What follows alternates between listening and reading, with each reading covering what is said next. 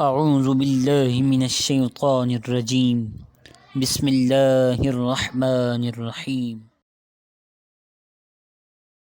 معزز سامعین کرام، السلام علیکم ورحمۃ اللہ وبرکاتہ۔ ہماری آج کی اس ویڈیو کا عنوان قرآن پاک کے بارے میں بنیادی معلومات۔ اگر آپ ہمارے اس چینل پر نئے ہیں تو ہمارے چینل کو لائک، شیئر اور سبسکرائب کریں۔ بلا تاخیر چلتے ہیں ویڈیو کے پہلے حصے کی جانب۔ قرآن تیرا نام کیا ہے؟ قرآن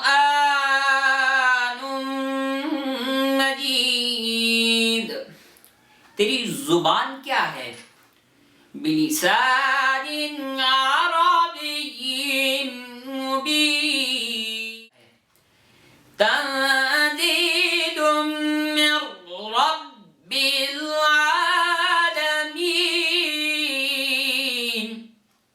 قرآن تو کس کے ذریعے آیا ہے؟ نزل به الروح الامین۔ تو کس پر آیا ہے؟ نزل علی محمد۔ قرآن تو کہاں رہا؟ فی لوح محفوظ۔ قرآن تجھ میں شک تو نہیں؟ ذالک الکتاب لا ریب فیہ۔ قرآن تیری حفاظت کی کیا گارنٹی ہے؟ اِنَّا نَحْنُ نَزَّلْنَا الذِّكْرَ وَإِنَّا لَهُ لَحَافِظُونَ۔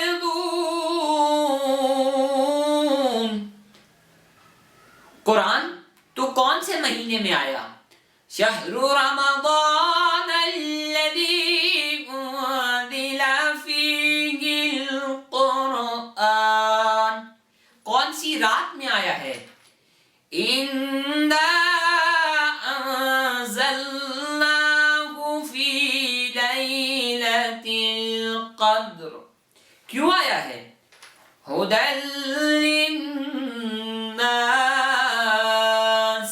قرآن مجید کی سب سے پہلے نازل ہونے والی آیات: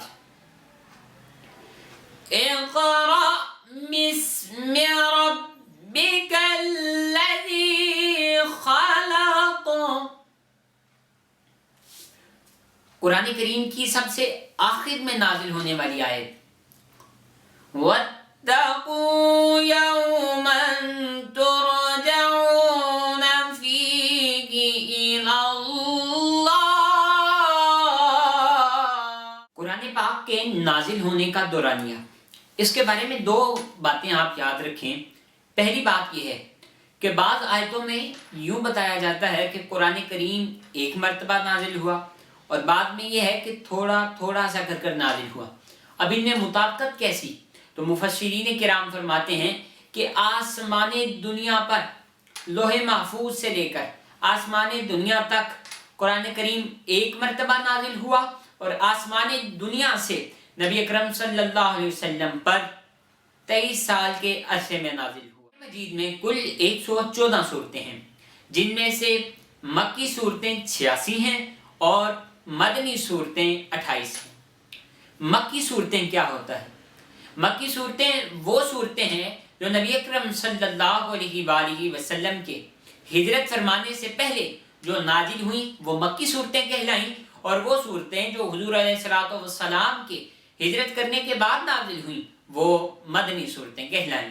سامعین ذی وقار، قرآن حکیم کا دعویٰ یہ ہے کہ قرآن کریم جیسی کوئی بھی کتاب، حتیٰ کہ دعویٰ تو یہ ہے کہ قرآن جیسی ایک صورت بھی کوئی بنا کر نہیں لا سکتا۔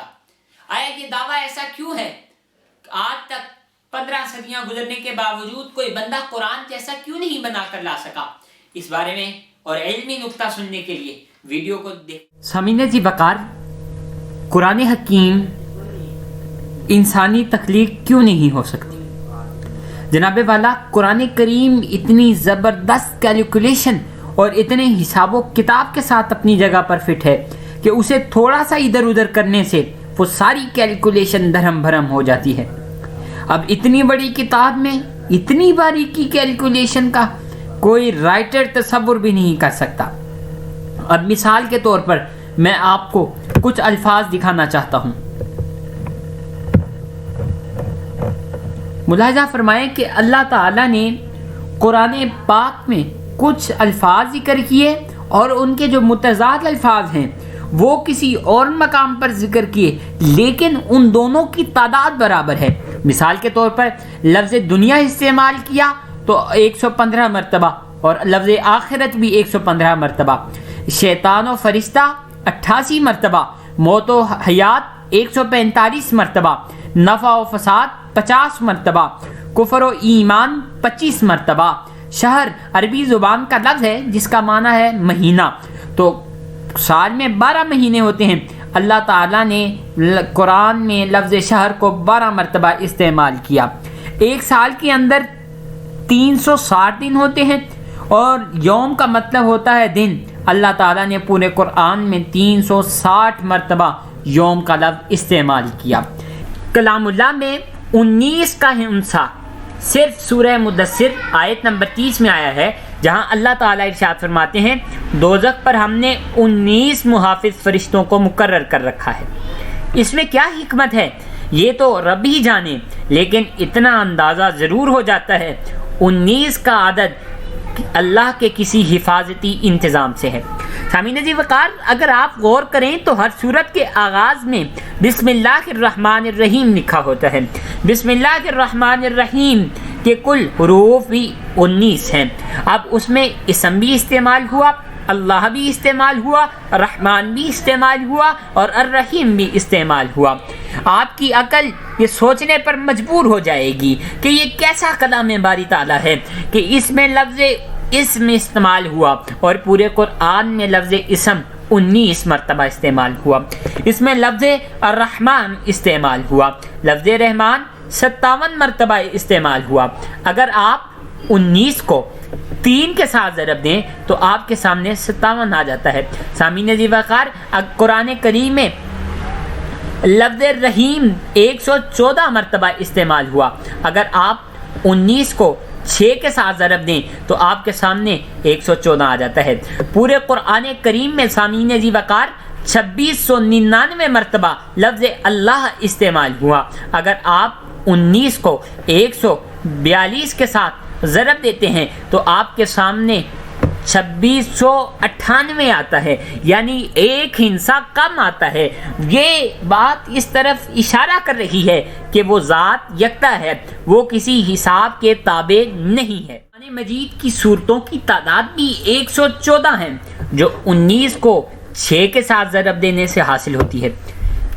سورہ توبہ کے آغاز میں بسم اللہ الرحمن الرحیم نازل نہیں ہوئی، لیکن سورہ نمل آیت نمبر 30 میں مکمل بسم اللہ نازل کر کے 19 کے فارمولے کی تصدیق کر دی۔